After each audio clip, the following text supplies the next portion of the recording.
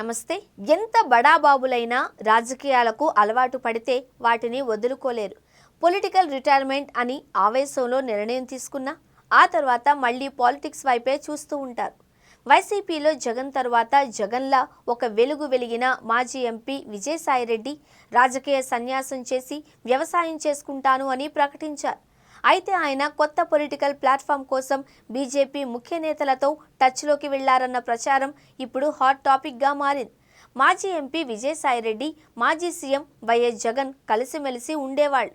వైసీపీలో జగన్ తర్వాత విజయసాయిరెడ్డి అనే రేంజ్ ఉండేది. వైసీపీ అధికారంలోకి రాకముందు కూడా పార్టీలో విజయసాయిరెడ్డి పెత్తనం కొనసాగింది.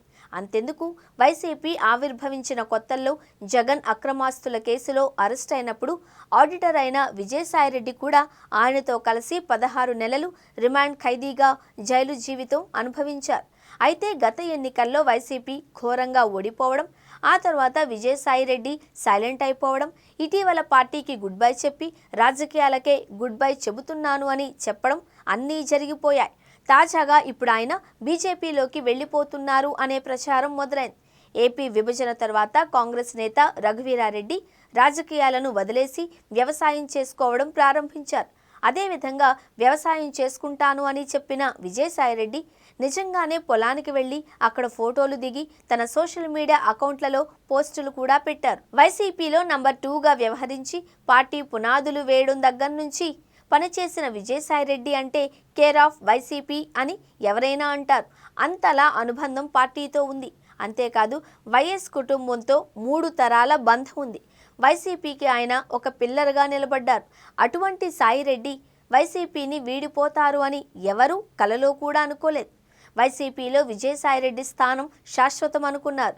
ఆయనకు అదే పార్టీ తప్ప మరో ఆప్షన్ ఉండదు అని అందరూ భావించారు. అయితే విజయసాయిరెడ్డి మారిన రాజకీయ పరిస్థితుల్లో 2025 కొత్త ఏడాది వస్తూనే వైసీపీకి గట్టి షాక్ ఇచ్చేశారు. ఆయన జనవరి 4వ వారంలో వైసీపీకి రాజీనామా చేశారు. అంతేకాదు రాజకీయాలకే దూరమన్నారు. వ్యవసాయం చేసుకుంటాను అని ప్రకటించారు. ఇక ఇదే తన జీవితంలో అసలైన లక్ష్యము అన్నారు. కట్ చేస్తే ఆయన తాజాగా ఉపరాష్ట్రపతి జగదీప్ ధన్కర్ హైదరాబాద్ వచ్చిన వేళ ఆయనకు స్వాగతం పలుకుతూ కనిపించారు. దాంతో ఆయన రాజకీయం వీడాలనుకున్నా వీడేది కాదు అని విశ్లేషకులు భావిస్తున్నారు. ఆ క్రమంలో మరో వార్త జోరుగా ప్రచారంలోకి వస్తోంది. విజయసాయిరెడ్డి బీజేపీలో చేరిపోతారు అంటున్నారు. వైసీపీ నుంచి రెండోసారి రాజ్యసభకు ఎంపికై ఆ పదవికి రాజీనామా చేసిన విజయసాయిరెడ్డికి బీజేపీతో మంచి సంబంధాలు ఉన్నాయి. ఆయన 2016లో రాజ్యసభకు తొలిసారి ఎంపికైనప్పటి నుంచి కేంద్ర పెద్దలతో మంచి సంబంధాలు కొనసాగించారు. ప్రధాని మోడీ సైతం ఆయన పేరు గుర్తు పెట్టుకొని పలకరించేవారు. అంతేకాదు అత్యంత శక్తివంతమైన నేతగా గుర్తింపు ఉన్న కేంద్ర హోంమంత్రి అమిత్ షా అయితే ఆయనకు అపాయింట్మెంట్లు అడిగిన వెంటనే ఇచ్చేవారు. అందుకే విజయసాయిరెడ్డి తాను రాజ్యసభ నుంచి తప్పుకుంటున్నప్పుడు ప్రత్యేకించి మోడీ, అమిత్ షాలకు స్పెషల్గా థ్యాంక్స్ చెప్పారు. ఈ క్రమంలో లేటెస్ట్గా జరుగుతున్న ప్రచారం బట్టి చూస్తే బీజేపీలోకి విజయసాయిరెడ్డి వెళతారు అంటున్నారు. దానికి ఒక డేట్, టైం, ముహూర్తం కూడా నిర్ణయించారు అని అంటున్నారు.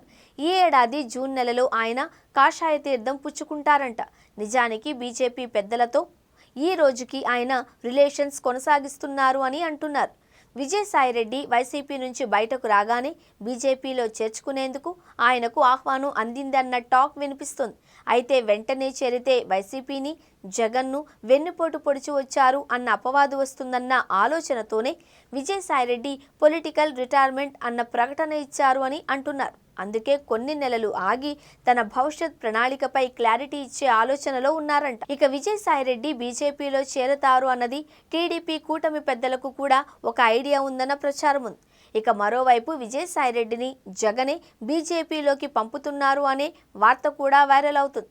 ఎన్నికల నాటికి బీజేపీ వైసీపీని కలపడానికి విజయసాయిరెడ్డిని పావులా వాడుతున్నారు అని ప్రచారం కూడా ఉంది. అది కుదరకపోతే పవన్ను పెంచి టీడీపీని లేకుండా చేయాలి అనే రాజకీయం కూడా నడుస్తుంది అనే టాక్ వినిపిస్తుంది. రాజకీయాలలో శాశ్వత మిత్రులు, శాశ్వత శత్రువులు ఉండరు కాబట్టి ఏదైనా జరిగే అవకాశం ఉంది.